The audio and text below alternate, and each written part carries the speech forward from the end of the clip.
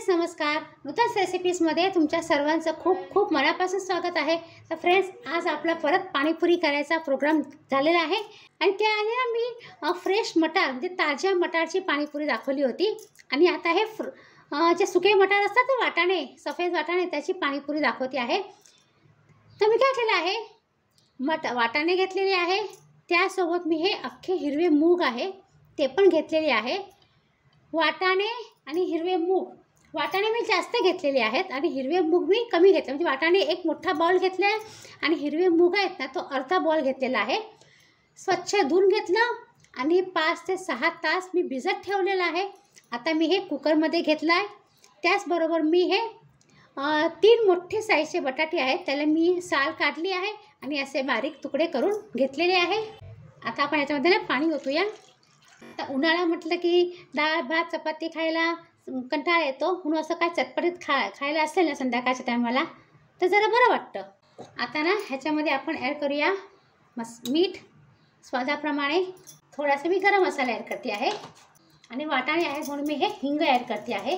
हिंग थोडं जास्त ॲड करते आहे मी, कारण मग पचनाला काही त्रास होणार नाही. आता हे कुकरचं झाकण लावूया. शिट्टी लावली आहे आणि आता छान 5 ते 6 मी शिट्ट्या काढून घेते आहे. गॅसवर ठेवणार आणि छान असं मीडियम टू हाय गॅसवरती 5 ते 6 मी शिट्ट्या करून घेते आहे. आता आपण जे मटार आणि बटाटा शिजत ठेवलं तर कुकरमध्ये 4 ते 5 शिट्ट्या झाल्या. मी गॅस बंद केला आणि आता कुकर थंड होतो आहे. तोपर्यंत आपण पुऱ्या तळून घेऊया पाणीपुरीच्या. तुमच्याकडे जर रेडीमेड पुऱ्या असतील तर तुम्ही त्या पण वापरू शकता किंवा घरी रव्याच्या गव्हाच्या पिठाच्या पुऱ्या पण बनवू शकता. आणि मी ना आपल्या ह्या चॅनलवरती रव्याच्या पाणीपुरी बनवायची रेसिपी शेअर केली होती. त्याची लिंक मी तुम्हाला डिस्क्रिप्शन बॉक्समध्ये देऊन ठेवेल, तुम्ही नक्की तिथे चेक करा. आता माझ्याकडे ना ह्या बघा रेडीमेड पुऱ्या आहेत तर त्या मी घेते आहे.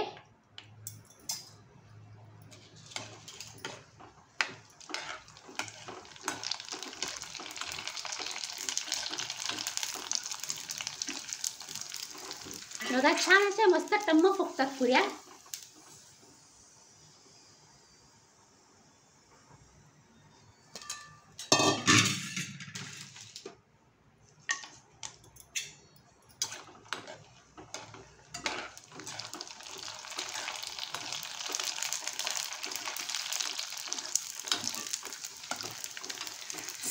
हे बघा किती मस्त मोठे आणि गरगरीत फुगलेले आहेत.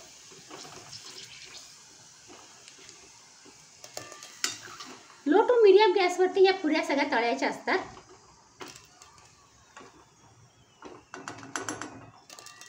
या बघा आता ह्याचप्रमाणे मी बाकीच्या सगळ्या पुऱ्या तळून घेते आहे. तर हे बघा फ्रेंड्स मस्त चमचमीत अशी पाणीपुरी तयार झालेली आहे आणि मी आधीच असेंबल केलेली आहे. तर तुम्हाला ही रेसिपी कशी वाटली नक्की कमेंट करा आणि जर तुम्हाला रेसिपी आवडली तर प्लीज नूतन रेसिपीजला लाईक करा, शेअर करू शकता तुमच्या फ्रेंड सर्कलमध्ये रिलेटिव्समध्ये आणि प्लीज कमेंट करा आणि प्लीज सबस्क्राईब करा. सबस्क्राईब करताना बेल आयकन नक्की प्रेस करा. त्याच्याने काय होईल मी जी पण काही छान छान रेसिपी अपलोड करेन ना आपल्या चॅनलवरती त्याचं नोटिफिकेशन तुम्हाला लवकरात लवकर मिळेल आणि हे फ्री आहे. आणि फ्रेंड्स मी ही लाल चटणी ती आंबटगोड चटणी आणि हिरवी चटणी त्याची रेसिपी मी ऑलरेडी अपलोड केलेली आहे आपल्या चॅनलवरती. त्याची लिंक मी तुम्हाला देऊन ठेवेल, तुम्ही नक्की तिथे चेक करा.